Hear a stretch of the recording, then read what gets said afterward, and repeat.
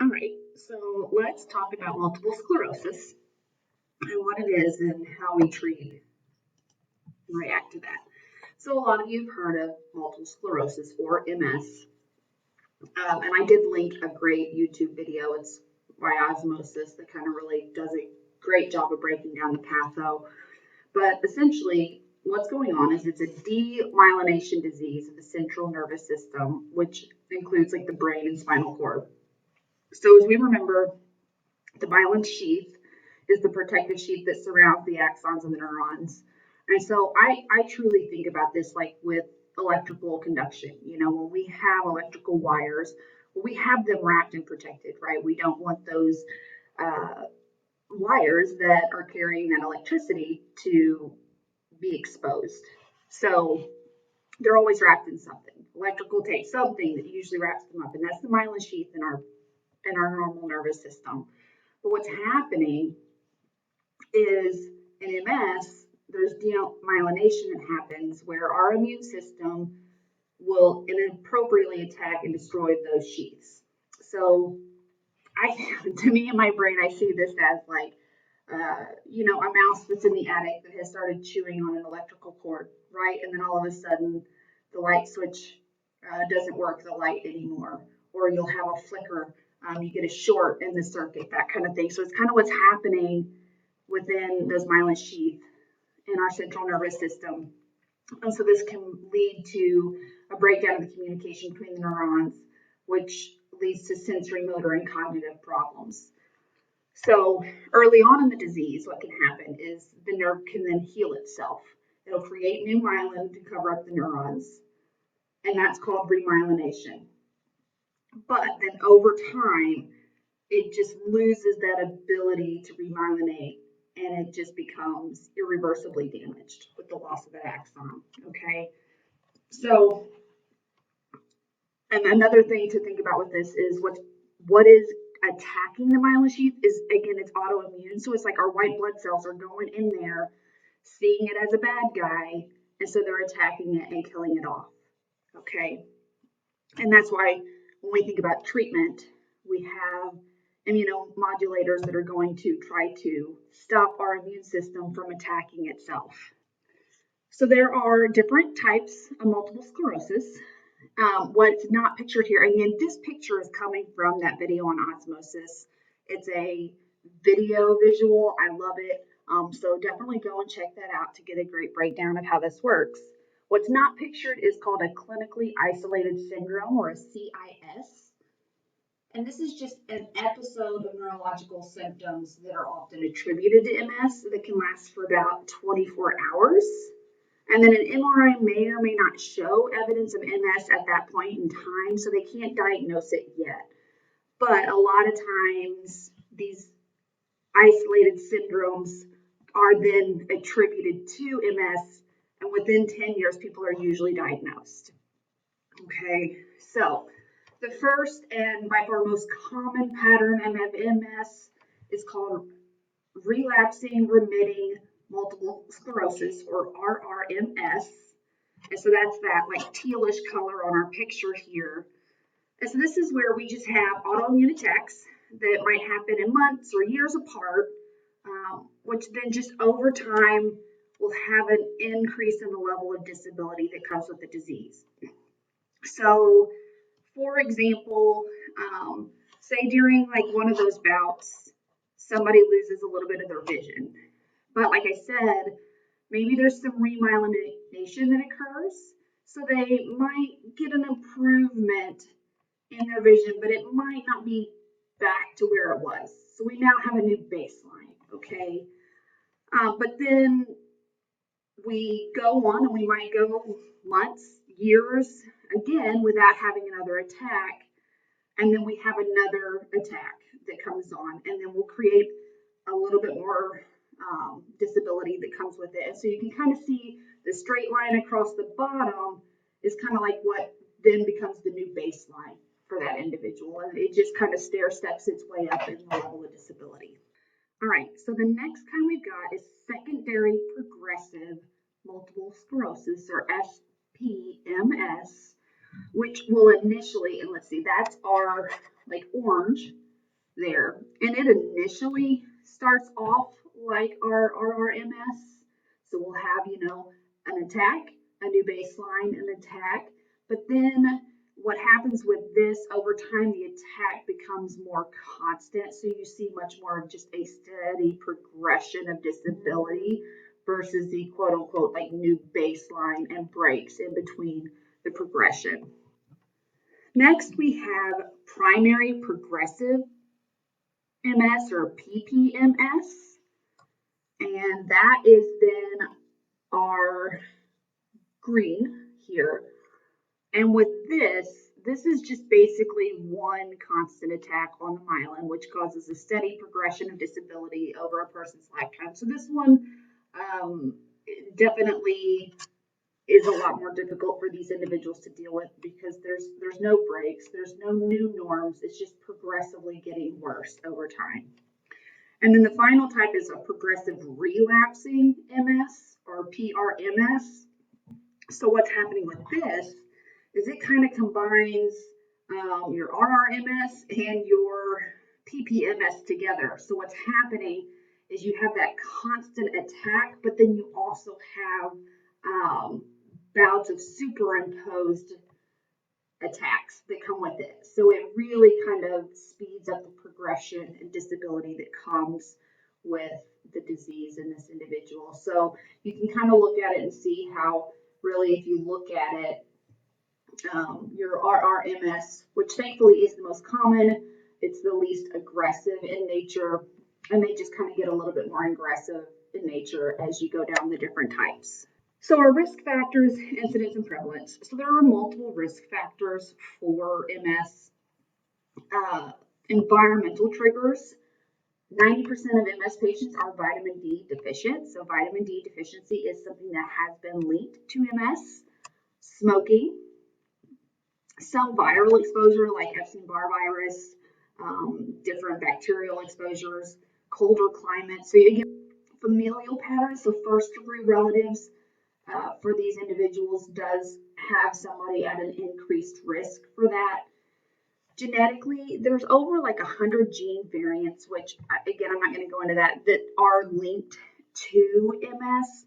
The good thing about that is that they do really start looking at genetics. If they can find maybe some mutations or some gene variances that these individuals might have, that does help with targeted therapy.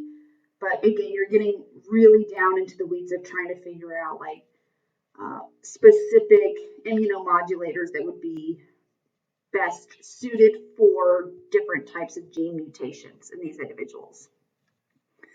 There's thought to be a hormonal role in the disease development, since women are up to 4 times more likely to develop MS than men. They can't determine why women are at so much greater risk, but they do think there has to maybe be some type of hormonal involvement because of it.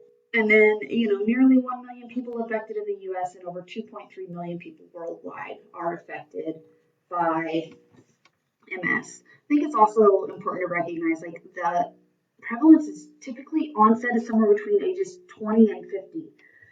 So again, you think about, that's a pretty early onset in life. So depending on the severity and how aggressive it can be, it doesn't necessarily have to decrease the lifespan of someone. But that being said, there can definitely be some major disabilities to overcome with these individuals as they age. So when we start thinking about our assessment and how we go about trying to diagnose MS, okay, it's kind of difficult. It can take a long time to establish a diagnosis for MS, especially when you're looking at a younger population with vague symptoms. So, if I go to my primary doctor saying that I've got weakness and fatigue and maybe some like double vision or something like that, well, a lot of times younger adults, if they present with that, doctors are like, you're exhausted, you're stressed out, you've got anxiety, you need to get more sleep. So they don't really start going down the path of diagnosis. There's a lot of other things that they try to attribute it to. There's a list of physical signs and symptoms in your textbook, box 37.1. I broke down a lot of it here on the slide. So muscle weakness, fatigue, muscle spasms, paresthesia, which is like numbness and tingling in our extremities. Visual changes, such as diplopia, which is double vision, nystagmus, which is that involuntary eye movement, decreased visual acuity, and then scotomas, which is changes in your peripheral vision. You can have like bowel and bladder dysfunction, so they can become incontinent, they can have constipation. Erectile dysfunction is a common side effect or symptom that you can see with this. Emotional changes, they can have like liability in their emotions. Later stages, you start to see some of the cognitive changes, memory loss, impaired judgment, decreased problem solving. Depression is one of those that can kind of come at the beginning, especially if they've just been diagnosed or like towards the beginning of not understanding what's going on, but then also later stages of the disease process as well. Difficulty walking, so they can get like some limited movement in some extremities. They can also get tremors, which then can cause some difficulty walking as well. Vertigo, pain and itching, and then dysesthesia, which is the MS hug, which is like a squeezing sensation of the torso. And this is sometimes like one of the first symptoms, or it can also be a sign of a relapse. And then here also listed is like your psychosocial assessment. And this kind of goes back to, again, you know, when we think about, you know, the time it takes to get a diagnosis can really play on the psychosocial component of an individual. And then also just when somebody's finally diagnosed with MS, I mean, it's scary, right? There's a lot of anxiety that comes with that diagnosis. You don't know how it's going to progress. So if somebody were to Google MS and start looking into it, that diagnosis could be very scary. It can also come with depression, again with that diagnosis, but then also as the disease progresses. So there is no single lab that will definitively diagnose MS. They will look at your cerebral spinal fluid, and they'll look at it for protein and an increased white count. And so, you know, when you really start getting into the weeds of the patho, a myelin-based protein, and again, if we're breaking down the myelin, that increase in the protein then would be visible in the CSF. And then also, if we just think about if it's the white blood cells that are attacking the myelin, then you could also see an increase in the white blood cells in your CSF. And then they would do an MRI of the brain. This is the most common thing we see people do. And if the brain, they're looking for plaques, okay? And the plaques are at least in two areas are considered diagnostic for MS.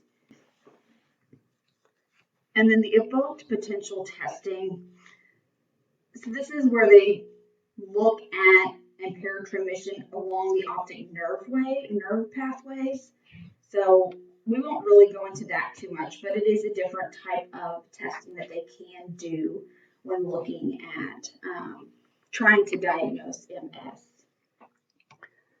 So one thing I didn't really go into whenever I was explaining like the patho of MS is when you have the breakdown of the myelin and you get scarring. So it tries to remyelinate. You know, you just get scarring on those myelin sheaths. Those areas of scarring are what we call plaques. So when we think about as a nurse, like what are we looking at and what are we concerned about from a nursing diagnosis standpoint? So we've got impaired immunity related to the disease and drug therapies for the disease management. We can see decreased or impaired mobility due to the muscle spasticity and tension tremors and or fatigue. And we can also maybe see like decreased visual acuity and cognition due to the dysfunctional brain neurons. And so we don't know what areas are going to be attacked. with MS. Some people might not have much visual changes, others might have significant visual changes. So everybody's a little bit different in terms of where these myelin are attacked. And so depending on the person will help dictate when we think about what are our priorities with these people. So planning and implementation tips for managing. We'll talk about meds here in just a second, but we want to manage impaired immunity. So getting your flu shots, wash your hands, avoid people who are sick, thinking about just those typical things we teach people to do in order to think about how to manage their impaired immunity, which a lot of times is specifically related to some of the medications we're giving. Improving mobility, so exercising regularly, doing things that keep you mobile, keep you active, walk, water therapy, whatever the case may be, finding something that you enjoy that keeps you active. I also think like diet rich in fiber, low in saturated fat. You think about diets that are good for like if somebody deals with constipation or something like that because of the disease process, having a good appropriate diet would be important to try to help manage some of those symptoms that can come with it. Fatigue, weakness, that kind of thing is very common with MS, so making sure they get adequate sleep and they nap frequently, take rest breaks, that kind of thing are also important. So drug therapy, there are several different immunomodulators or medications that we give. When we think anti-inflammatories, again, if they are having a spell of like a flare-up or something like that, then an anti-inflammatory might be really good. One medication your textbook does go into, I did like how this image kind of broke down. There are several different immunomodulators that are out there. There's injections, there's pills, there's infusions. Your textbook goes into natalizumab, which is a monoclonal antibody that binds to the white blood cells, which, like I said, attack the myelin, so it prevents further damage to the myelin sheath. So, in theory, that's great. That's being said, though, this is something that does have to be given in an infusion clinic with special supervision because with multiple infusions, this can build up in the body and can cause what's called progressive multifocal leukoencephalopathy, which is an opportunistic viral infection of the brain that leads to death or severe disability. So you really have to monitor these individuals if they're receiving this IV infusion very closely for any type of acute confusion or disorientation or any type of neurologic changes, because it could be that leukoencephalopathy that's going on, and we want to try to prevent that from happening. Other things we have to take into consideration, and I'm not going to break down every single medication that would fall into these categories, but we would have medications to control symptoms. So if they're having constipation, colace. If they're having issues with incontinence, figuring out what it could be. If it's spasms, giving antispasmodics. So just figuring out what are the symptoms and are there medications that could help treat some of those symptoms. There are multiple different medications for erectile dysfunction. There are medications for tremors, such as Parkinson's medications, that kind of thing. So there's different types of medications out there for different symptoms. Your textbook also talks a little bit about how medical marijuana is an approved treatment for MS. It can help with neuropathic pain, muscle stiffness, and spasticity for patients with MS. So this is something you might definitely see much more now than we used to in the past. And then there is just a brief topic of stem cell therapy is being researched as a promising treatment to manage MS. And they can take them either from adult or embryonic tissue. And then, so this is something that is slow in the process, but they are definitely looking into stem cell therapy for treatment options in the future. So care, coordination, and transition to management. So much of this is depending on what type of MS they're dealing with and the severity of the disease and the progression. So with advanced disease processes, these individuals might have to live in assisted living or a long-term care facility to make sure they get the care provided. It could have been somebody though that maybe they had a flare and they've got a new disability. So we work with PTOT to get them evaluated, to maybe get them new assistive devices that can help them learn about their new normal, that kind of thing.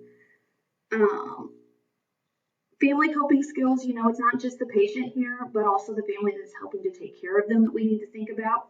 So making sure that we assess the family members, how are they coping with the diagnosis, how there are supports out there for them as well. Maybe they need to just talk to a counselor for stress and coping strategies. Sexual dysfunction concerns, again, if we're talking, this is a younger population that is diagnosed with this. Counseling is available, especially for the younger population. And this could be, again, not just for the patient themselves, but for their spouse. There are specific counselors for individuals that help with intimacy.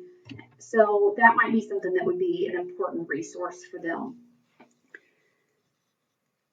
Thinking about how we manage exacerbating factors. So again, avoid cold, avoid extremes in temperature, avoid overexertion, avoid people who are sick. So all of those things that we teach about that could be triggers, we want to make sure that they learn to avoid those and manage in a new lifestyle. And then I think it's important to also think about different types of referrals we can make, not just the PTOT speech, but also resources such as Meals on Wheels, MS support groups, in our area like SADE, which helps provide transport for individuals if maybe they're needing assistance getting to and from doctor's appointments. So just thinking about the different areas we can make referrals to with these individuals to make their life easier. And then finally, just evaluating outcomes. So are they remaining free of infection as a result of drug therapy affecting immunity? Are they maintaining optimal mobility and function by managing their fatigue and pain and doing exercises? Are they maintaining adequate visual acuity and cognition? So just again, making sure we're doing good vision checks so they can function independently and have the resources that they need. And that is it.